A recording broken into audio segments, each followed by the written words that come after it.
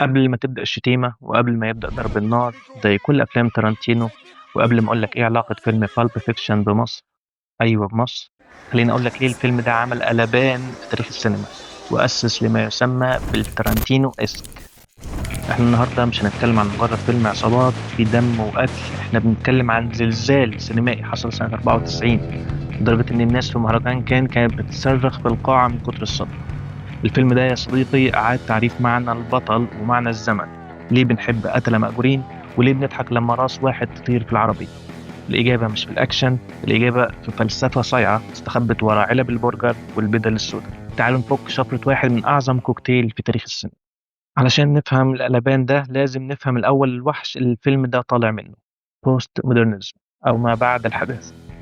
الكلمة دي ممكن تبان تقيلة بس هي في الحقيقة صرخة تمرد وسخرية في نفس الوقت. زمان في عصر الحداثة العالم كان مرسوم بالمسطرة، كان في إيمان إن العلم والمنطق هيحلوا كل حاجة. الفن كان مؤدب والبطل دايما بينتصر في الآخر، والقصة بتمشي واحد اتنين تلاتة بالترتيب، والحكمة بتاخدها في بقك بالمعلقة. لكن بعد ما العالم شاف أهوال الحرب العالمية التانية، شاف إن المنطق هو اللي صنع القنبلة الذرية وسبب كل الدمار ده، حصل شرخ في وعي البشر. جيل متمرد ظهر في الستينات وقال بقول لكم إيه، كفاية كده، مفيش حقيقة واحدة، والعالم ده عبارة عن شظايا أو فتافيت، مش لوحة مكتملة لهدف واحد بتفسير واحد. ما بعد الحداثة دخلت فصل السينما، كسرت المسطرة اللي العالم كان ماشي عليها، وقررت إن الفن لازم يعكس عشوائية الحياة من خلال ثلاث علامات. لو فهمتهم هتفهم ليه بالب فيكشن عبقري. أول حاجة الانتر تكشواليتي أو التنص. الفن ما بقاش بيحاول يقلد الواقع ويخترع حاجة جديدة من الصفر، الفن بقى يقلد فن زيه. الفنان هنا عامل زي الدي جي، مش بيعزف نوتة جديدة، هو بياخد سامبلز من التاريخ ويعيد تدويرها. تاني حاجة السرد غير الخط.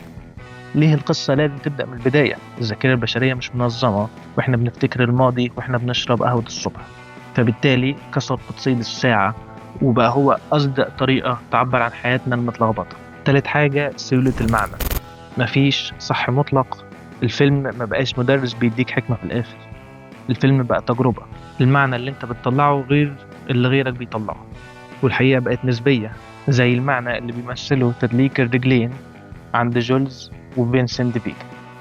تارانتينو ما كانش مجرد مخرج، ده كان حالة معدية. في 2018 قاموس أكسفورد استسلم للأمر الواقع وأضاف كلمة تارانتينو اسك من ضمن تعريفاته الرسمية. أنت متخيل إن اسم شخص يتحول لصفة لوصف أسلوب فني كامل؟ المصطلح ما ظهرش فجأة، ده اتولد في شوارع مهرجان كان سنة 94. النقاد وقتها خرجوا من الفيلم دايخين مش عارفين يصنفوه، هو ده فيلم جريمة ولا كوميديا سودا ولا أكشن؟ العجز عن التصنيف هو اللي خلق الكلمة. بدأوا يكتبوا فيلم تارانتينو، والسبب هو إنه شعب السينما، حرفيا شعبنها نسبة للفنان القدير شعبان عبد الرحيم. الراجل أخد الفلسفات التقيلة ونزل بيها للشارع، حطها في علب برجر وقصص عصابات رخيصة، وقدمها للناس بشكل ممتع جدا لدرجة إن أفلام كتيرة بدأت تقلد نفس أسلوبه. تارانتينو دخل القاموس وهو لسه حي يرزق، وبقى يتقارن بأسماء زي هيتشكوكيان وكافكايسك. ومن هنا لازم نشرح تركيبة الدي ان ايه اللي عملت البالب فيكشن. التارانتينو اسم هو التركيبة الجينية اللي خلت الفيلم ده يعيش 30 سنة ولسه بنحكي عنه، وقايمة على أربع علامات مسجلة باسمه. أول حاجة حوار اللاشيء والاسترسال. بص على مشهد الرويال مع الجبنة، جولز وفينسنت رايحين يرتكبوا جريمة قتل. المنطق بيقول يتكلموا عن خطة يكون في مشاعر ترقب، لكن تارانتينو بيخليهم يتكلموا عن البرجر في فرنسا. ليه؟ ده مش حشو وخلاص، ده أنسنة للوحش، بيخليك تحس إن القاتل ده بني آدم زيك، بياكل وبيحب ويهزر، وده بيخلي الصدمة لما يضرب بالمسدس تكون أقوى بمليون مرة. تاني حاجة قلناها هي إعادة تدوير الفن والتناص. تارانتينو دي جي عبقري، رقصة ميا وفينسنت مش مجرد رقصة، دي تحية لسينما الستينات الإيطالية، تحديدا مقتبسة من فيلم إيت أند هاف. الصدفة اللي خلت بوتشي يقابل مرسيدس زعيم العصابة وهو بيعدي الشارع مقتبسة من سايكو، والشنطة اللي بتخرج منها إضاءة ذهبية مقتبسة من كيس مي ديدلي، وغيرهم مشاهد كتير في الفيلم. هو بياخد ذكرياتك عن الأفلام اللي بتحبها ويجمعها في مشهد واحد يخليك تحس بألفة غريبة مع الفيلم، كأنك شفته قبل كده بس أول مرة تشوفه بالجمال ده. تالت حاجة هو اللعب بالزمن وكسر الساعة. هنا هو حول السرد غير الخطي للعبة ذكاء. هو الراجل مش بيلخبطنا عشان يتنطط علينا، هو بيلخبطنا عشان يحط الثقل الدرامي في المكان الصح. يعني مثلا في الفيلم لو مشينا الترتيب الطبيعي هيكون نهايته هو هروب بوتش مع حبيبته، لكن بطريقة السرد اللي حددها تارانتينو خلى بداية ونهاية الفيلم في المطعم عشان يقول لك إن المشهد ده هو أهم حدث في الفيلم. ورابع حاجة هو العنف الجمالي والمفارقة. مثلا مشهد الحقن في قلب 100، المفروض الموقف فيه موت من الرعب، لكن ردود أفعال الشخصيات عبثية جدا. تارانتينو هنا بيطبق قمة ما بعد الحداثة، إنه بيخليك تضحك وإنت حاطط إيدك على قلبك. ولا المشهد ده في فيلم كيل بيل، المفروض إنه مشهد مذبح بس تحسه لوحة فنية من جماله، وبعدين يقلب مشهد كوميدي. طيب بعد ما شرحنا الستايل لازم نلمس الجرح. ايه الرسالة اللي تارانتينو مخبيها ورا كل الشياكة دي؟ قبل ما اقولك رسالة الفيلم طبعا مش محتاج اقولك ان تارانتينو ما قعدش معايا على القهوة وشرح لي رسالة الفيلم ايه بالظبط. ده عمل فن ممكن اي حد يفسره بطريقته على حسب رؤيته. من الاخر كده التفسير ده اعتبرها حناكة سينمائية مني. تمام. تمام. واحدة واحدة، ركز معايا صح. طبعا واضح في الفيلم انتشار الفوضى العبثية المطلقة. في عالم ما بعد الحداثة مفيش عدالة، مفيش بطل محمي بدعوات أمه، ومفيش شرير بيموت في الوقت الصح. في حاجة واحدة بس بتحكم: الصدفة الغبية. تعالى نحلل لحظة مارفن. فينسنت وجولز خارجين من عملية قتل، المفروض الأدرينالين هدي وبدأوا يتكلموا في الدين والمعجزات، وفجأة فينسنت بيلف يكلم مارفن، العربية تاخد مطب تافه أو حتى من غير مطب، المسدس يضرب بالغلط، بوم، راس مارفن بتنفجر. تارانتينو هنا مش بيسليك بالعنف، هو بيصدمك بتفاهة الموت. الموت هنا ملوش برستيج، ملوش مزيكا حزينة، هو مجرد حادثة طريق حصلت بسبب مطب تافه. دي هي هندسة العبث، إن حياتك كلها ممكن تنتهي لمجرد إن العربية تهز. ونروح لمشهد المغزى. بوتش الملاكم بيهرب من مرسيدس زعيم العصابة، وفجأة القدر بيحدفهم جوه محل خردة، ويلاقوا نفسهم مربوطين في مخزن عند ناس سديين ملهمش أي علاقة بصراحهم الأصلي، وعاوزين يعملوا معاهم الدنيئة حرفيا. أو الحقيقة هم عملوا شوية دنيئة مع مارسيلس، على الرغم إن جورج كان بيقول إن مارسيلس ما بيحبش حد يعملها معاه إلا مراته. فاهم السخرية؟ المهم، فيلم عصابات وجريمة بيتحول لفيلم رعب. تارانتينو بيكسر منطق الحبكة التقليدي، بيقول لك إن الصراع الكبير بتاعك ممكن يتوقف فجأة قدام عبث أكبر. العالم مش مهتم بخطة، العالم بيخبطك بصدف عشوائية. وده اللي بيخلينا نسأل حكاية الحياة بالهشاشة دي إيه اللي بيديها قيمة؟ وعشان ننجو في الغابة العبثية دي، تارانتينو بيقدم لنا الحل في علامة تانية من علامات ما بعد الحدث: سيولة المعنى. بما أن العالم ملوش كتالوج ثابت، يبقى الأشياء ملهاش قيمة في حد ذاتها، إحنا اللي بنهندس وبنحدد ليها القيمة. بص على الشنطة الذهبية، من أشهر الأسئلة في تاريخ السينما: الشنطة فيها إيه؟ تارانتينو رفض يجاوب لأن المحتوى مش مهم، المهم هو المعنى السائد.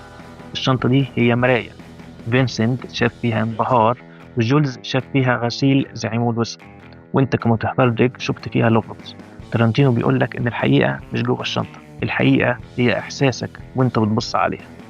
نفس الكلام في ساعة بوتش، الساعة دي فضلت مستخبية في مؤخرات، خلينا نقول مؤخرات ناس، لمدة 7 سنين. هي كانت مجرد قطعة قذرة، لكن كمعنى لبوتش هي كرامة عيلة، هي الدافع اللي خلى بوتش يخاطر بحياته.